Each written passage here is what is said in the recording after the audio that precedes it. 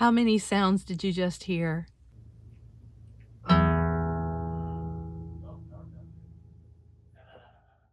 If you said one, you're not listening the way the ancient mystics did.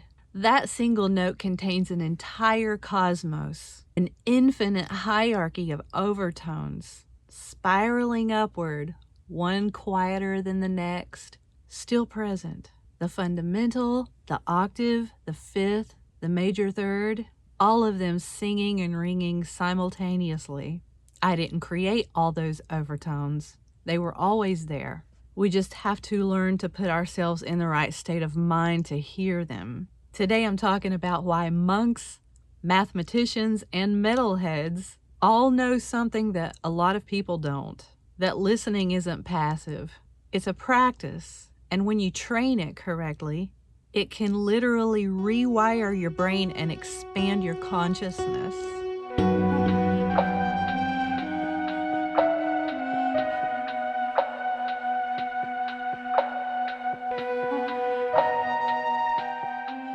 Hi, I'm Christine Grayson. I'm a singer, a multidimensional artist, and an independent researcher. Most people hear music the way they watch a movie, passively, waiting for the next thing to happen. But there are actually two modes of listening, and each one activates different parts of your brain. Melodic listening is linear. You're following a single thread through time. One voice, one story. For most people listening passively, this is the default mode. It's how we're wired. Our brains love narratives, sequences, expecting something to come next. But harmonic listening, that's an entirely different thing. That's when you can hear and be very aware of many different layers at the same time. The bass line, the rhythm guitar, the melody, all at once, all as separate yet interdependent voices. This triggers your right hemisphere more actively. It's spatial, architectural. It's like understanding a building in 3 dimensions rather than just walking through a hallway. fMRI studies show that trained musicians listen to music differently. They listen in a way that activates both hemispheres of their brain at the same time with a stronger connection between them. They're literally building neural bridges. When you learn to listen harmonically, you learn to widen your attention instead of narrowing it in one timeline. And neurologically, this is very similar to being in a meditative state. Albert Einstein knew this. When he got stuck on scientific equations, he would stop and pick up his violin or sit at the piano. A lot of people didn't know he was a musician. He was deliberately triggering this state of mind, using music to access a different mode of thinking. Once you learn to listen harmonically, something else happens. You start to begin to hear where to go naturally. You can start to perceive relationships, the Tao between things. This is the first step in being able to identify and produce notes without any reference. Not because you can memorize them, but because you've learned to feel the architecture. So if harmonic listening opens up this architectural awareness, there's an even deeper level. And the ancients discovered it thousands of years ago. In Hindustani classical music, Sufi traditions, Tibetan Buddhism, they all use something called a drone. One sustained note played for a really long time. And in India, the instrument they use to produce this tone is called the tempura. I love these. I wish I had one. Now in Sufi gatherings, it's a repetitive chant. They will chant over minimal harmonies. In Tibetan monasteries, it's overtone singing and bowls. Why? What happens when you listen to one note for 20 minutes? Your brain has automatic filters. If it didn't, you would be overwhelmed. Every sound would be coming in at the same time from all directions, all the time, same volume. The refrigerator hum, air conditioner, the traffic outside. your own breathing. This is actually one of the problems with schizophrenia. Those filters malfunction, and those people hear everything coming in at them at the same volume simultaneously. But when you intentionally focus on a drone, something in there breaks down. Your brain stops filtering it as background noise, and as the minutes pass, something really cool happens. You start hearing overtones, those ghost notes hidden in every single fundamental. They begin to emerge, not because they suddenly appeared, they were always there, but now you're quiet enough to perceive them. Your sense of time begins to alter at this point. Without any rhythmic or melodic changes, the normal temporal markers dissolve. Your breathing synchronizes. The external world becomes static, and you can start noticing micro variations in the harmonics. Tiny fluctuations, subtle beating patterns between the overtones. This is what contemplative traditions call non-doing attention. You're not trying to hear anything specific. You're just receiving it fully, completely. And in that receptivity, you discover infinite complexity hidden inside simple notes. The monks practice ego dissolution through frequency. They're meditating through that sound. It becomes a vehicle. All right, so now we're going from monks to metalheads. Yes, I'm serious. Why can a progressive metal player find beauty in a wall of sound that sounds like a jet engine to most people? Why do they seek out the most dissonant, complex, chaotic music possible?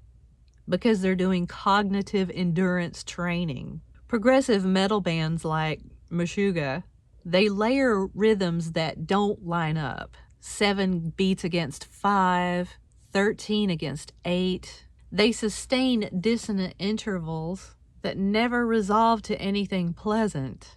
They create illusions where the tempo seems to shift, but it's actually just subdividing differently, and your brain has to work to find that pattern. Music is built on math. The ratios that create octaves, fifths, fourths, they're the same. They're the same whether you're listening to a Gregorian chant or a technical death metal song. An octave is 2-to-1. A perfect fifth is a 3-to-2 ratio.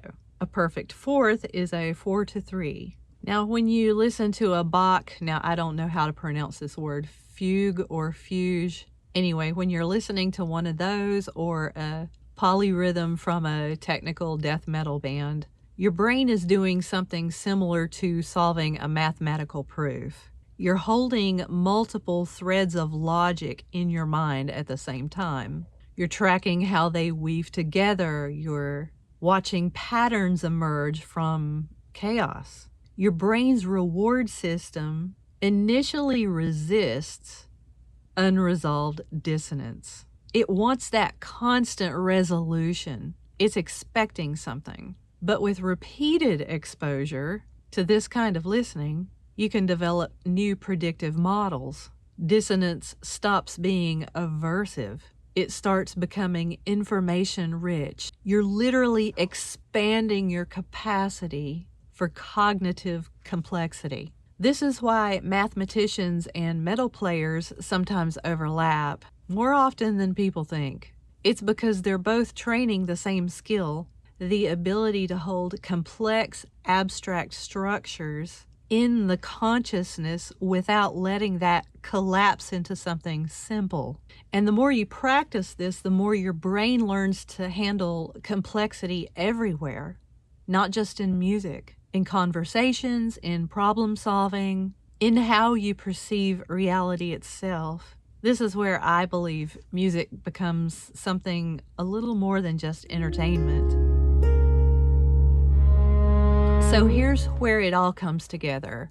This is the part that changes everything once you actually get it. The most radical shift for an intellectual music artist is the moving from being an active creator to an active receiver. We all spend years developing technique, learning theory, practicing scales, crafting solos. We're thinking we're creators. We're thinking that we're making the music. But the spiritual traditions, across cultures, across centuries, they all suggest otherwise. You don't need to add anything to the silence. You need to receive more fully what's already in the vibration. When you strike that low E string on a guitar, you're not just hearing one frequency. You're hearing its hidden hierarchy. The fundamental, the octave, the fifth, another octave, the major third, the fifth again,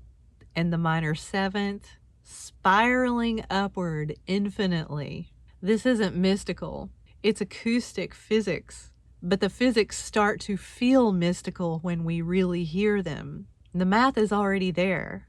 The core of a song is already there. Your only job is to get quieted down enough to hear it, and then to take that information and organize what you hear. Maybe all musical creation is actually revelation, making audible that thing that's always right in front of us. The guitarist as a medium, not a maker. The improviser listening to what wants to emerge, not just constructing clever lines. Think about boring practice sessions. The problem is not a lack of talent. It's just a blockage of reception. And I think this can be overcome by learning how to listen.